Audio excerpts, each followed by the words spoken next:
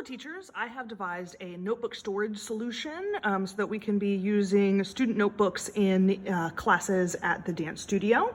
In each classroom are going to be several of these cardboard magazine holders. Once we determine which classes are going to be using them, we'll take a little label sticker and put it on the front.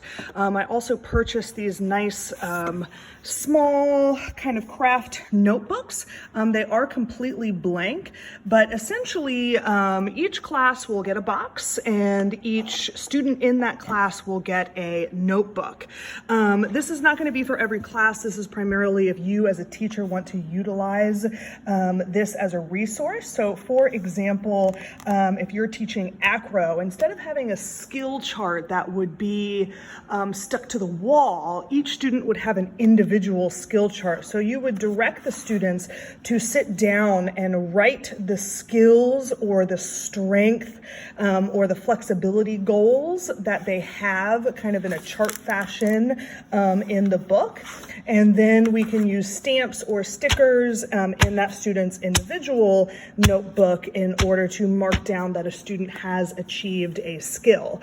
I do think that this will be very useful and would like to progress to using it with just about every class over the next year or two. That way we can have a progressive record of what the students are achieving and are not achieving, and we can also use that in our evaluations of students when we're deciding to move them up or down in levels. Another example of what this notebook could be used for would be for dance company. So for dance company, we would have a company notebook file folder. Each student would have a notebook, and that would be where they would be taking notes. Another example would be for ballet classes. If you are teaching ballet classes and you specifically want your students to be learning particular vocabulary words along with spelling, they could use the notebook to sit down and go through their spelling and their knowledge and their definition of their ballet words.